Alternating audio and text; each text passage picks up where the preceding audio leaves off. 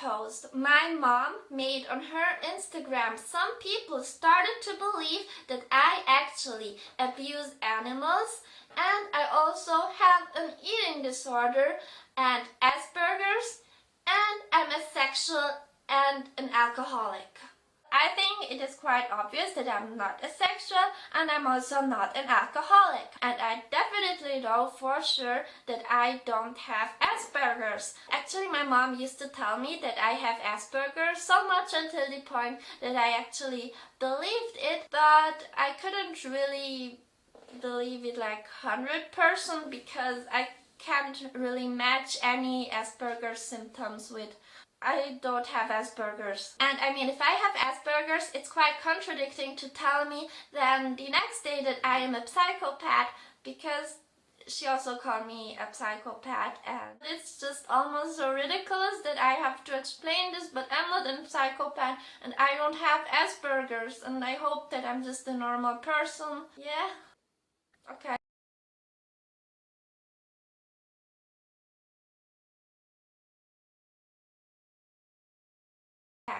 I did kill a hamster when I was 3 years old. I had frequent nightmares. I was sleeping, but then I was so scared that I started screaming, and I couldn't stop screaming, and it was just too much for the hamster's heart. Even if I wanted to stop screaming at that time, I was just so scared of my nightmares. I was like asleep and screaming, so I still couldn't think of a way on how to stop, really. I just was scared.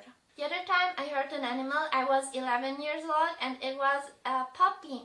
I got me a puppy, a Chinese crested dog, and I wanted to go walking with her, so I picked her up, but she has a really bubbly and cheerful personality, so she was like wiggling. I couldn't grab the puppy strong enough, and she fell to the floor. She did not die. She broke her leg. Her name is Daisy, and she now lives in Switzerland and is being taken care of by a friend. Don't want to hurt animals. I just want everybody to understand that I do not want to hurt animals. I did not do it on purpose, and I really wish I could have held her more tightly, that she would not have felt the pain. But even now, when I remember the crying voice, and I can remember it quite clearly, it's just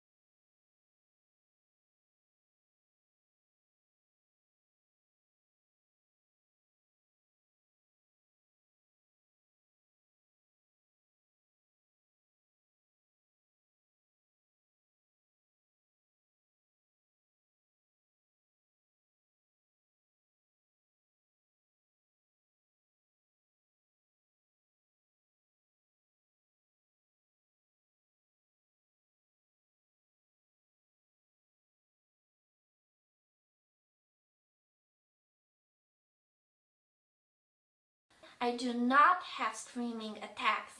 I did scream because I wanted other people to hear when my mom was hitting me.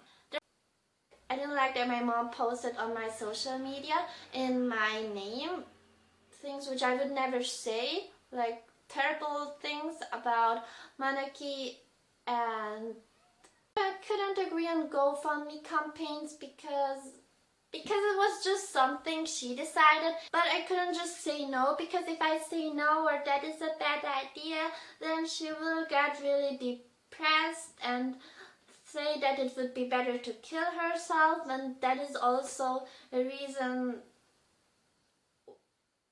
why it's just talking about suicide is not a bad thing, but I'm quite used to her talking like that, and it made me, and she never harmed herself.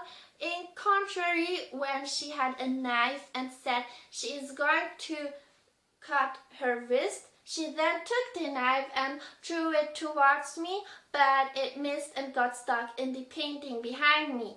I was 13, but I already thought that what if maybe this is just to make me feel bad about myself, like, so that is why I had to be careful when talking, because every little thing that could be misunderstood might escalate into something bigger. And also then when I didn't understand, and also then when I said something in a wrong way, or I didn't understand something right, then I got hit, because my mom said that if words don't help, you have to feel, and this is a way to educate me. And my mom said that if words don't help, like if explaining doesn't help anymore, then you have to feel, and that this is just a way of educating.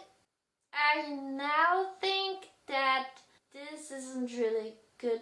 It was okay because I thought I deserved it, but then when I started to realize that I actually didn't do anything, didn't make sense anymore, and it felt unfair. But now I have actually realized that, because I also talk to other people, that you should never ever hit your own children, and